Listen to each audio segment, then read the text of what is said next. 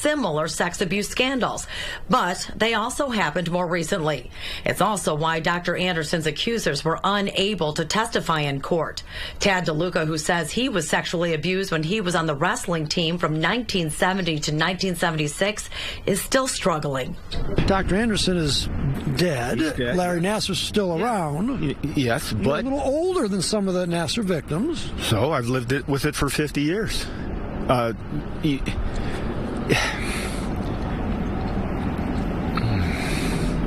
lot of these men wanted to move on. Like, they're my age, Charlie. They're, 55. The younger guys are, and there's some women, but mostly guys. The youngest are 45, and they go up to 75. Like DeLuca, many feel it's more than money. Universities like U of M must do more to get rid of the stigma of sex abuse, especially for men who are less likely to report what happened. 30 of the $490 million has been set aside for victims yet to come forward. If you want to read statistics, read about the difference between men and women who gets abused more. Men do. Men do. But they can't deal with that, so you never hear about that. Something Johnson believed Dr. Anderson relied on. But the civil case is not over. The money still needs to be allocated to the survivors. Just like in the Nassar case, a third party will have to interview each victim, even those who want to stay anonymous, using the severity of their abuse to determine how much they will receive. How do you process that and answer that question if you've never, ever really had to deal with it or thought about dealing with it? So now you have to. And that was Fox News.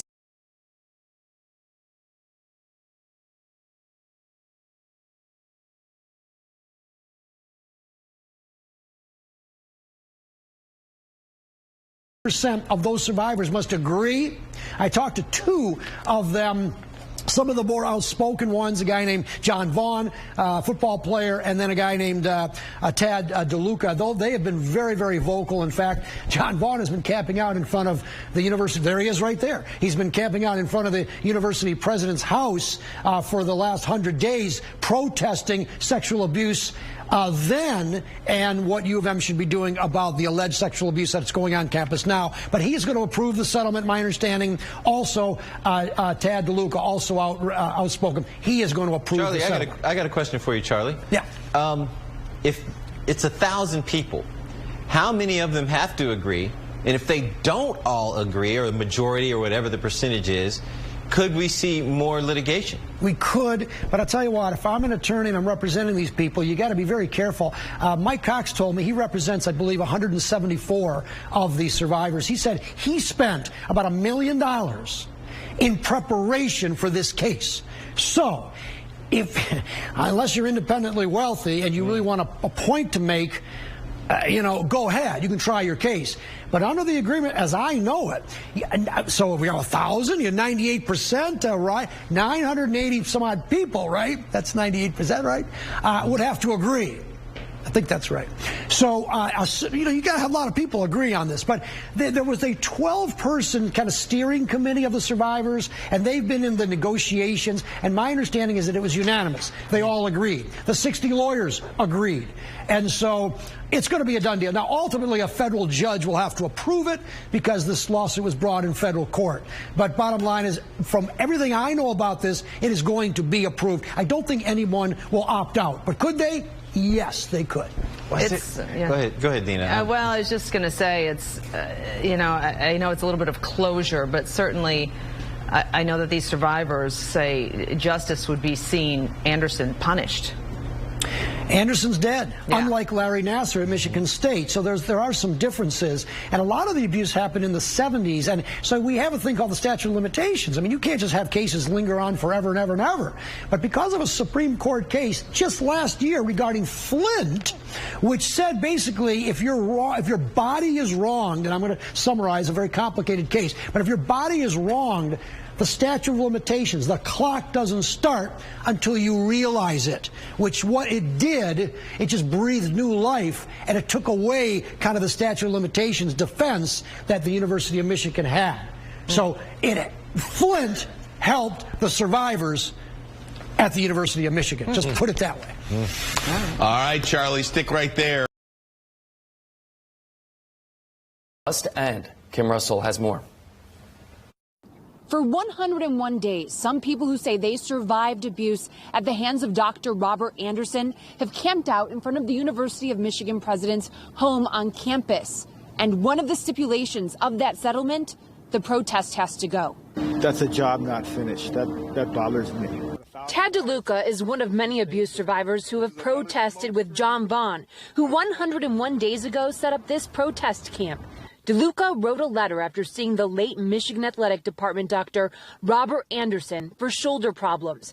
The university confirmed. In 1975, DeLuca sent a letter telling his Michigan wrestling coach, quote, "Regardless of what you go in there for, Dr. Anderson makes you drop your drawers." He says he was then dismissed from the team. He says while protesting, he has heard stories. All the way up to the president's office, you have problems and things going on that are wrong. The University of Michigan Board of Regents fired President Mark Schlissel last week, alleging he had an inappropriate relationship with a subordinate employee. Once approved, we hope that the settlement will continue the healing process for survivors. University Board of Regents Chair Jordan Acker today made a statement on Zoom about the settlement with Anderson survivors, saying $460 million of the settlement will go to current claimants. What's remarkable about this case is we have over 1,000 survivors of sex abuse that have refused to be silent. Attorney Parker Steiner says because of them, a university investigation found inadequate policies allowed Dr. Anderson, who died in 2008, to molest patients, often during inappropriate and unneeded exams over the course of his 37 years as a university and athletic department doctor. Another $30 million will be set aside for other victims expected to come forward. You know, somebody's got to stand up, and I think the university is standing up. Michigan football captain and All-American athlete Henry Hill says Anderson abused him when he came seeking a medical exemption letter to avoid serving in Vietnam. He says he hopes the settlement sends a message to victims and witnesses of abuse elsewhere. And we're hoping that other people will know that you can stand up, you can speak about wrong and get it right. There are conscientious, ethical people in the world. The settlement is not final. It has to be approved by 98% of claimants and a judge. Well, 1,000 potential. And interviews, what do we know about how it affected the survivors of this abuse later in their lives? So we've heard from people like Chuck Christian, a former football player who was sexually assaulted by Anderson, who then going forward had this deep distrust of going to the doctor. He just didn't want to go because he equated that pain and shame of going to the doctor with what had happened to him when he went and saw Anderson. So he didn't go. And now he has cancer, and it's pretty far along in the stages. And he says, look, this could have been caught if I would have just gone to the doctor, but I wasn't going to because I wasn't going to go through that experience again. And we've heard from a number of these athletes who have said the same thing. Sexual abuse is often a tale of a power imbalance. What power did he have over these students and these student athletes? He had the power for playing time. He could say, yep, they're healed up, put them back in, coach. He had the power of scholarships, of saying, you know, they're not paying attention, they're not healed, they're injured, you don't want them here, they're not obeying. So he held the careers of these athletes right in his hands. You covered the Larry Nassar case at Michigan State. How do these two compare, and how do the settlements compare? The cases are very similar, right? A large amount of people who were assaulted, both by doctors who used that trust that they have. Think about you going to the doctor. You trust that your doctor is looking out for you. And when they say that what they're doing to you is what needs to be done, you go along with that. As far as the settlements, Michigan State University paid the Nassar victims $500 million. And in this case, University of Michigan is paying $490 million. So pretty close. David Jesse of the Detroit Free Press, thank you very much. Thanks for having me. Victims, or in some case villains, I kind of got like a little fed up because I learned from who's now become a really good friend of mine, Chuck Christian, who's dealing with stage 4 prostate cancer, that we've now had 2 guys that have died one last fall and one this spring since mediation. And all the tactics and the games that were being played, I just started to say, I don't know how much longer I can do this. By do this, you mean just letting the process play out? Letting the process play out, letting them dictate, continually calling me John Doe, continually making us faceless, nameless voices, continuing to hide behind the Block M, continue to hide behind their lawyers and COVID and Zoom and all these things. And so I personally started researching like radical movements that changed history that started on the campus of University of Michigan, and knew that it was trending toward at some point in time we have to do something radical. Vaughn has continued his protest through the winter for more than 100 days. The biggest thing about my time in Michigan and being coached by Bo Schembechler, and in that era, you taught us to thrive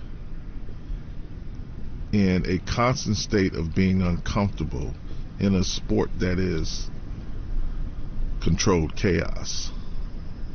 You built me for this fight. So how long will I stand? Until the job is done. Now his watch may be ending. Here to tell us more is Kim Kozlowski, a reporter for the Detroit News.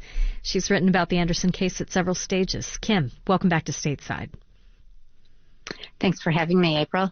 The number of survivors now taking part in the settlement has climbed to 1,050. This is a dizzying number. Can you remind us how many lawsuits were underway against the university?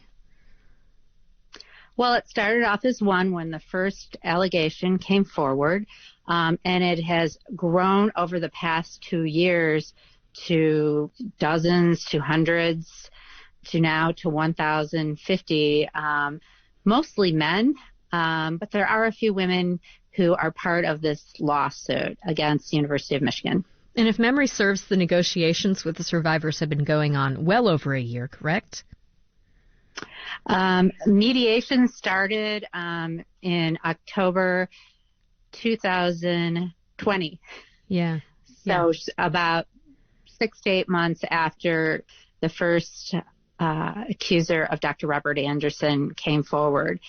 And the mediation has included former students, athletes, pilots, medical students, as I mentioned, women. There have been a number of people that have been part of this action. The university has confirmed that the settlement will total nearly $500 million, $490 million.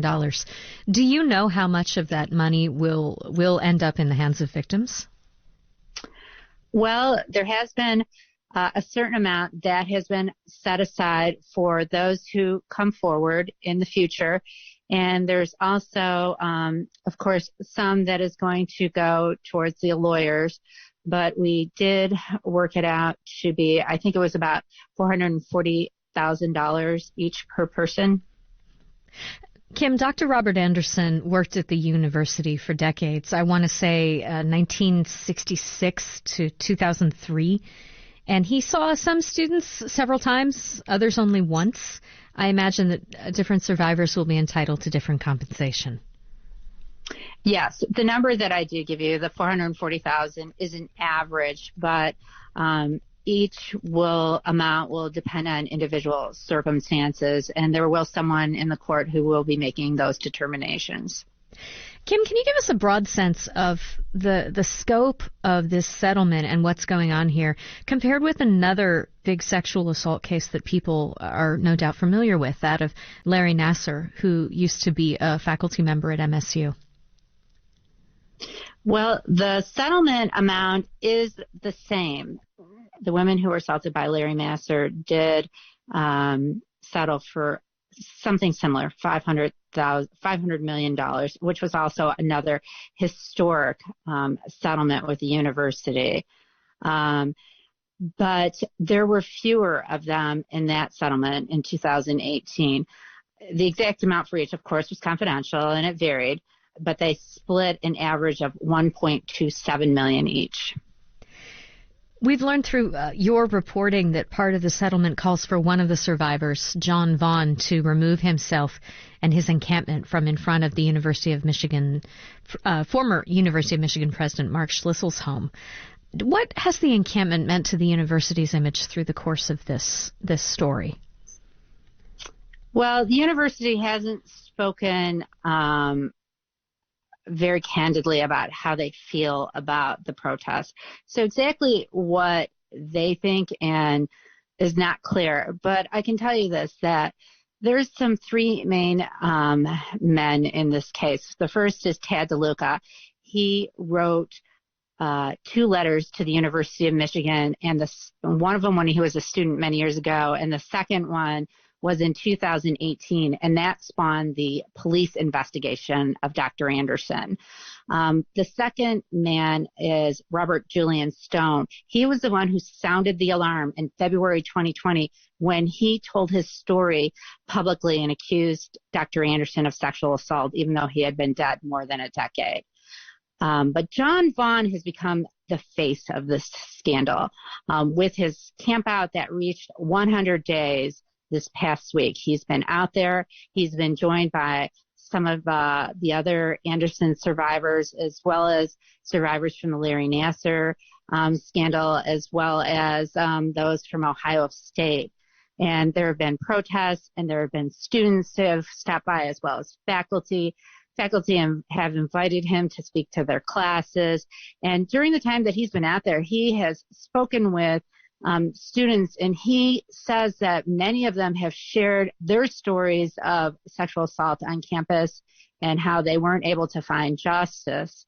And so they felt at some point their mission out there had changed. Initially, the mission was to get the university president to speak to him and some of the other Anderson survivors. But at this point, they felt like the cause became bigger than themselves, and they felt that they needed to do something to address what they feel is still currently happening on the campus. One question that might be on a lot of people's minds right now is the timing of this settlement. It was just Saturday night that the university's Board of Regents fired President Mark Schlissel for an alleged inappropriate relationship with a subordinate. I should say agreed to fire. That decision will be affirmed next month, we believe. Mary Sue Coleman is serving as interim president for the university, and now just 2 days after she picks up the mantle, this very large settlement is announced. Do we know, first of all, who gave the thumbs up for this settlement at the university? I did ask that question, and I have not heard. So, no, I do not know. Kim Kozlowski, you've been reporting this story since the early days when survivors were just starting to come out. What do you think this has done to increase our understanding of how these things can happen, even at some of the largest and most well-funded institutions in our state? Well, as you mentioned, I have been covering this since the beginning, as well as covering the Larry Nassar sex abuse scandal. And I think it shows us that these unfortunate situations can happen to both women and men, and that when people have spoken out, they've not always been heard or taken seriously. And I do think that there has been a movement to try and change cultures on both of the campuses so that these don't happen again. And the movement is encompassing those who are involved, allies, and people within the institution and community. Kim Kozlowski of the Detroit News. You can read her. Say yes, but Chuck is dying.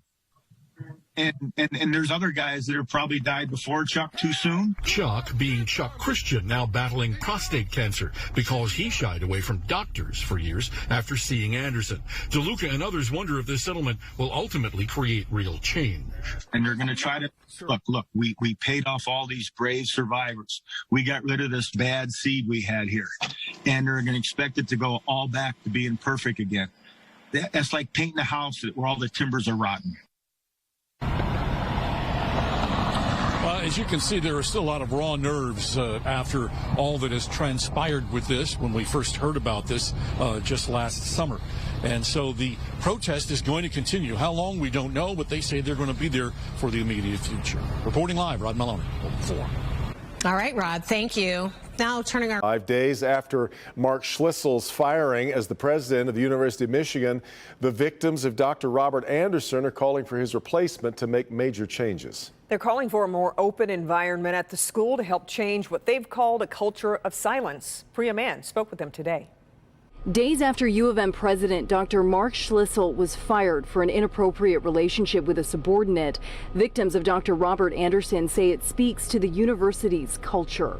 It's transparently clear to anyone who wants to pay attention that there's no commitment to change, because the president of the university couldn't stop himself from having his own affair that was against their written rules. I mean, it is a culture of duplicity. Robert Stone and Keith Murray both graduated from U of M in the 70s and 80s. Both say university officials did nothing when they came forward accusing Dr. Anderson of sexual assault. We go to the extreme example of a Dr. Anderson, which is very, very different than what ex-President Schlissel was being accused of. But they're sort of along the same continuum of what happens when people are made untouchable. And that's part of the culture that has to change. Without a public vote and behind closed doors, Schlissel was fired by the Board of Regents. I have to have confidence that that the regents are going to also be looking at their role in all of this and looking at how they need to be doing things differently in the future. They're hoping the new president will have the desire and the support to bring about real change. If this continues, a degree from the University of Michigan is just going to be an embarrassment. And it's going to take a real change in attitude among the Board of Regents to turn this around. There needs to be a Truth and Reconciliation Committee to really, first of all, look at what's been going on there. Let's get this out in the open, really know what we're dealing with, take the hard knocks, and then move forward together. In Ann Arbor, I'm Priya Mann, Local 4. Well, in an emailed response, the university says, in part, quote, "We have added new policies that prohibit teacher-learner romantic relationships, that prohibit supervisor-supervisee relationships, and strengthened our policy against any type of retaliation," end quote.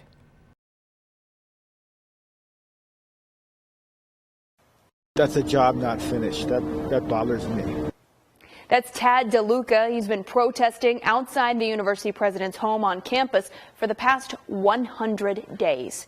Part of the settlement requires him to stop, but he's just one of many former students who have been sexually abused by Dr. Robert Anderson, a campus physician. DeLuca wrote a letter to his wrestling coach describing what was happening behind closed doors back in 1975. It was ignored, and DeLuca was dropped from the team. Over 1,000 people had testimonials just like that, going all the way back to the 1960s. What's remarkable about this case is we have over 1,000 survivors of sex abuse that have refused to be silent. Attorney Parker Steiner says Anderson died back in 2008, and thanks to the survivors speaking up, an investigation was launched into policies that allowed Anderson to molest patients, often during inappropriate and unneeded exams over the course of his 37 years there. Another $30 million will be set aside for other victims expected to come forward. Testicular exams to students. He also alleged trading sexual favors for letters to send to Vietnam draft boards, establishing men as homosexual, and therefore they weren't eligible for the draft. Former U of M wrestler Tad DeLuca said he raised concerns about Anderson back in 1975. He had gone to Anderson for a shoulder problem and received unnecessary treatment. The settlement is about $10 million less than the one reached at Michigan State for the hundreds of survivors of Larry Nassar. Attorney Jamie White said in a statement, it's time for the Michigan legislators to look at why two of the largest scandals in the history of the country, Larry Nassar and Robert Anderson, happened at Michigan's two largest universities. And Paul, when you really look at it, nearly $1 billion has been paid in settlements to Michigan State and U of M over sexual assaults involving physicians. Just incredible. It was just incredible. And here you had one that preyed mostly on women and young girls, and one that preyed mostly on men and young boys. And in our same state, two great universities, and it went on for years. And so one of the big stories out of all of this is, what in the world goes on in our current culture that someone like that, two monsters, could get away with doing what they were doing, not a few times, but hundreds of times over a period of years? Absolutely. Absolutely. And in the case, again, of U of M, Dr. Anderson, the guys talked about this amongst themselves. They knew this guy was trouble. They made jokes about him. Yeah, yeah. And, you know, I guess at the time, you know, society certainly looked at things differently, 30, 40 years ago, that's for sure. But this just seems, completely out of left field. And the fact that all these millions of dollars are now being paid out, it's something really, I think that the attorney, Jamie White, is probably correct. Legislators need to probably look at this. Well, yeah, here's the question, and I mean no harm to lawyers. We need good lawyers at times like this, and I'm assuming that all these people involved are good lawyers, but honestly, I don't know the specifics, and maybe you do. Out of $490 million, are the lawyers paid out of that amount, or is there a separate fund set aside for the legal expenses?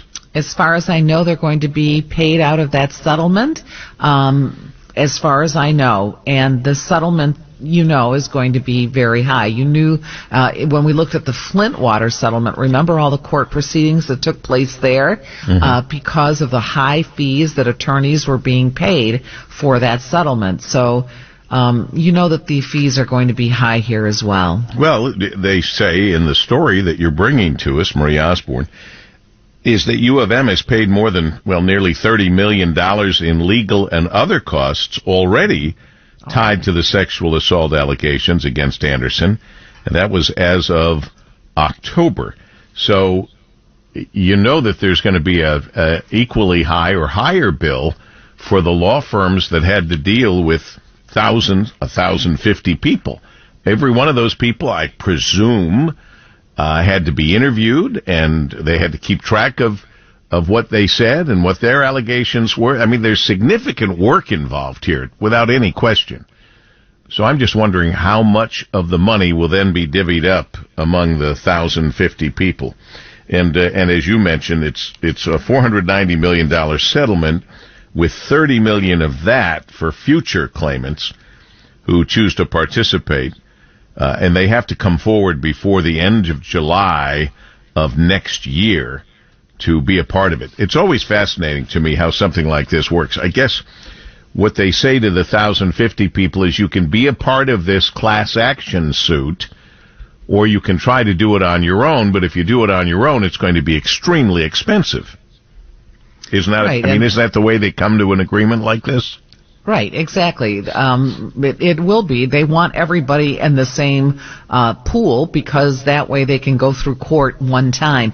You were asking about how much the average accuser in this case is going to get. It's about $438,000. Yeah, I divided and looked at that, but that was based on the figures we were given. He died in 2008. As we showed you yesterday, the university agreed to a $490 million settlement with more than 1,000 people. One survivor tells us the settlement will finally let him move forward.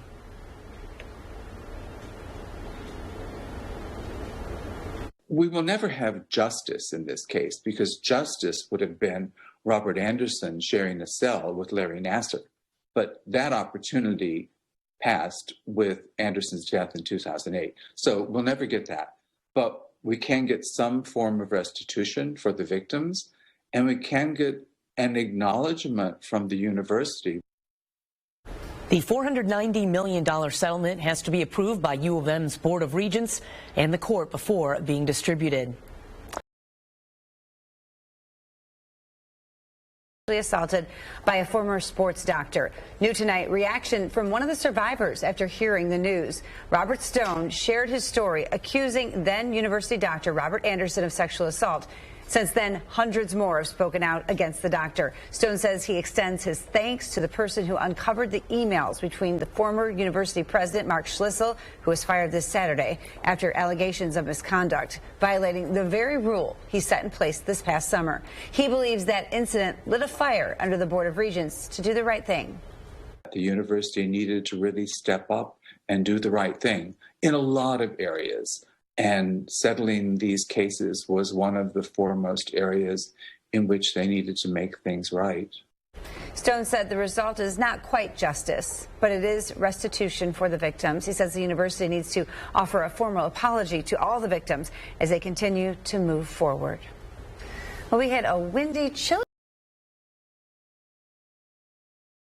He died in 2008. As we showed you yesterday, the university agreed to a $490 million settlement with more than 1,000 people. One survivor tells us the settlement will finally let him move forward. We will never have justice in this case because justice would have been Robert Anderson sharing a cell with Larry Nassar. But that opportunity passed with Anderson's death in 2008. So we'll never get that. But we can get some form of restitution for the victims, and we can get an acknowledgement from the university. The $490 million settlement must be approved by U of M's Board of Regents and the court before being distributed. Your time now. 1,000 survivors agreed to the settlement today, which will pay out an average of just more than $438,000 per victim. However, that amount will vary per person. And one of the leaders of the movement, John Vaughn, who said in June he was raped by Anderson at least 45 times, has been camping out in front of the president's house for more than 100 days in order to bring attention to the movement. The school and the victims both released statements today. U of M said, quote, "It has been a long and challenging journey, and I believe this settlement will provide justice and healing for the many brave men and women who refuse to be silenced." And attorney Jamie White, who represented nearly 100 of Anderson's victims, released a statement as well that said, in part, "The University of Michigan has accepted responsibility financially and otherwise for harm that was caused by Anderson to so many young people that could have been avoided," adding that the university should be commended but not condemned for taking this action. And she continued to say most of our clients had a strong love for the university and did not want to see permanent damage, but wanted accountability. I believe we accomplished those goals. And just a few minutes ago, I spoke with one of the other attorneys who represented hundreds of the victims and the survivors, and we will have more for you on what he said coming up on 6 News this evening. Kiara? All right, Tony, thank you so much. Well, if you need a for other victims expected to come forward. You know, somebody's got to stand up, and I think the university is standing up. Michigan football captain and All-American athlete Henry Hill says Anderson abused him when he came seeking a medical exemption letter to avoid serving in Vietnam. He says he hopes the settlement sends a message to victims and witnesses of abuse elsewhere. And we're hoping that other people will know that you can stand up, you can speak about wrong and get it right. There are conscientious, ethical people in the world. The settlement is not final. It has to be approved by 98% of claimants and a judge. 2020 was a record year for liquor buying. Good morning, Roberta. Well, I'll tell you what, the $490 million settlement will be divided by the 60 attorneys that represent the more than 1,000 survivors of sexual abuse by the late Dr. Robert Anderson. Now, 98% of those survivors must agree on the settlement, but attorney Mike Cox, who represents 174 survivors, says that the settlement may not have even happened had it not been for one survivor in particular. And quite frankly, it was people like John Vaughn, sitting out in front of the president's house that kept the media attention on, people like you paying attention, the public. Yeah, John Vaughn camped out 100 days in front of former President Schlissel's house. Now, I have just found out that John Vaughn has no intention of quitting his protest against the University of Michigan. He had surgery on Friday, and John DeLuca will take his place in front of the president's house so that they can continue their campaign. Not so much about the settlement, but it's about the way the University of Michigan deals with stopping sexual abuse on campus. Reporting live, Charlie Langton, WWJ News Radio, 950. Wow, what a wild scene in Hamtramck.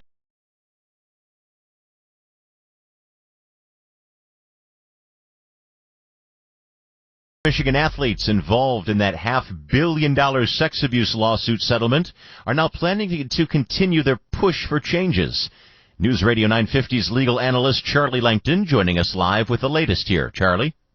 Yeah, that's right, Jason. Tad DeLuca, in particular, he first complained about the sexual abuse by Dr. Robert Anderson by writing a letter to his wrestling coach in 1975, but nothing happened. Now, he and others, like football player John Vaughn, have camped out in front of the University of Michigan president's house for the last 100 days or so. However, this morning, they do say that they are going to accept the $490 million settlement. Tad says both he and John Vaughn, they're going to accept. However, they're going to continue their cause. Yes, I'm pretty much going to just, I don't like talking about myself, and I don't want to talk about myself or Anderson anymore. It's all about moving forward. I want to talk to the professors, the student groups. Let's get this going. And their cause is to rid the University of Michigan campus of sexual abuse. Oh, and by the way, they do say they are going to continue to camp out in front of the president's house. Reporting live, Charlie Langton, WWJ News Radio, 950. Get ready. Patients, often during unnecessary exams over the course of his 37-year tenure. One of his victims, Michigan football captain and All-American athlete Henry Hill, says he hopes the settlement sends a message. We're hoping that other people will know that you can stand up, you can speak about wrong and get it right. There are conscientious, ethical people in the world.